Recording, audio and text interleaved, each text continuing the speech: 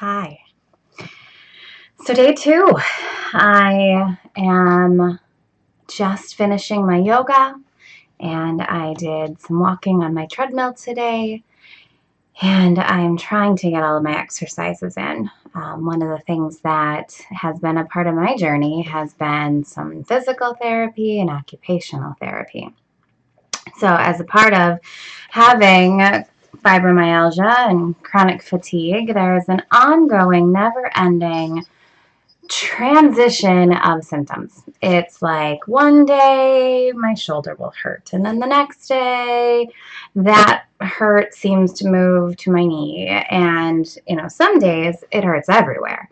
Um, and starting about 6 to 8 months ago, I started to have a wrist that was hurting, and it would hurt more and more and more. And so now I've had an MRI. They don't know what's wrong with it. I go to physical therapy. And so I have all of these silly exercises that I have to do every day to try to see if it is something that is wrong with the nerves or the structure, strengthening, all of those kinds of things, or if it is just one more fibromyalgia symptom that is going to flare up when other things flare up. And as I've been trying to track it, that's what it seems like.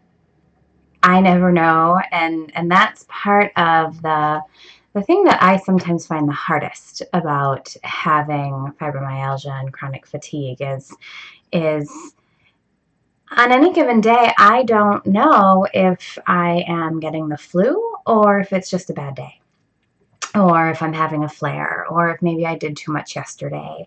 Did I do too much yesterday? I don't know if I did too much yesterday. And so it's this constant looking back at the day before, trying to figure out what it was that may have happened in that day that led to this day, and whether I'm feeling better or feeling worse. And honestly, it's kind of crazy making, because who knows?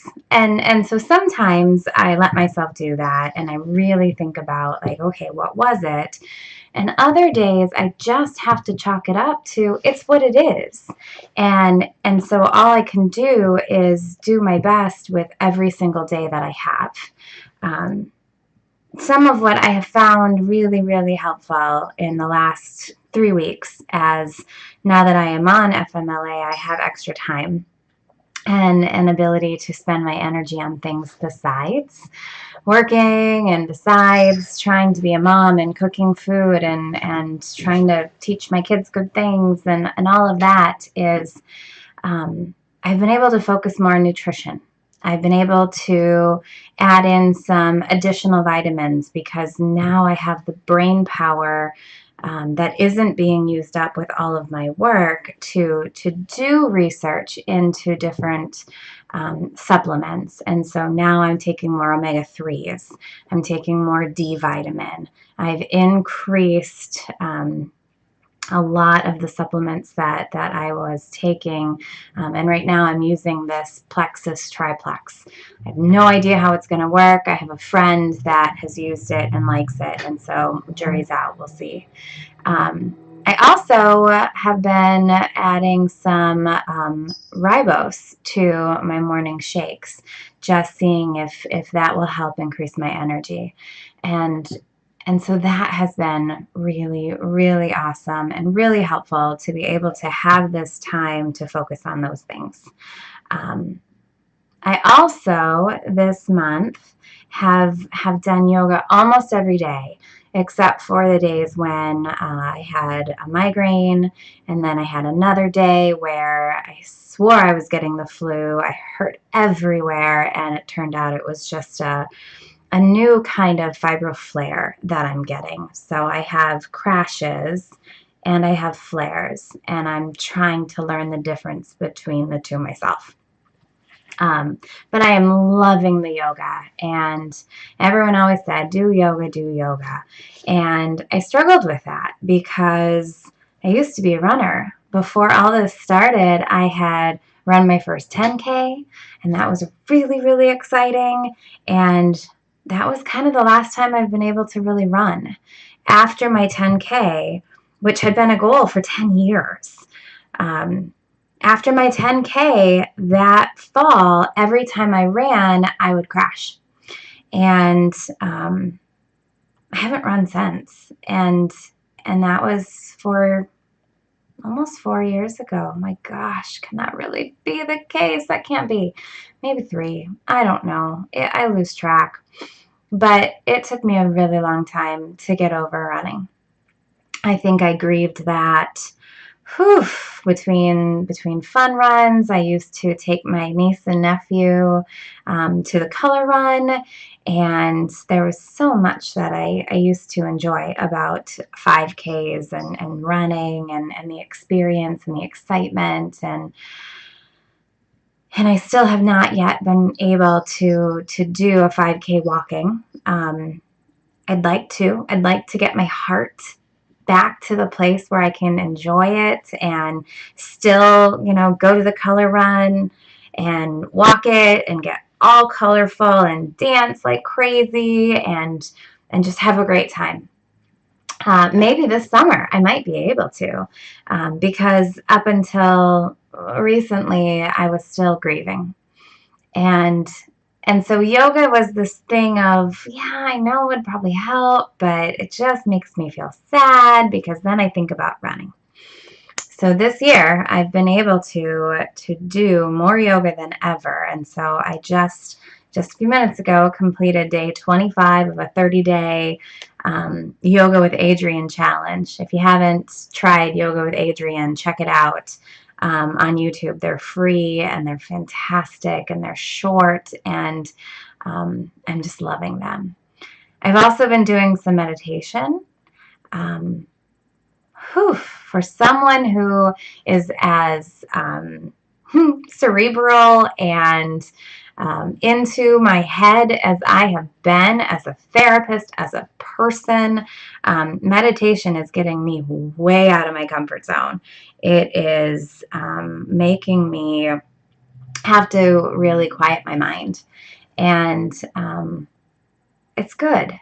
It's good, and it also is letting me let go of some of the pain and some of the anger and some of just all of the emotions that come with being a vibrant, used to be young woman who has a career and talented, and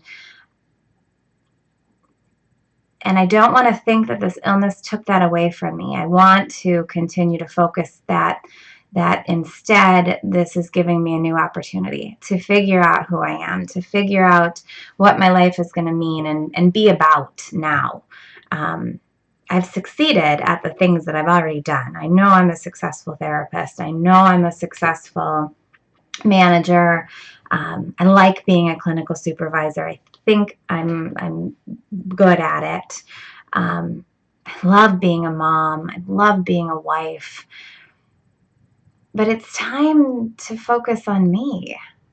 So much of that is about things for other people. And so this time right now is really pushing me out of my comfort zone. And of course, chronic illness does that, right?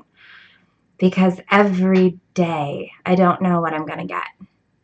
But at least now I know that at a maximum I'm working 4 hours.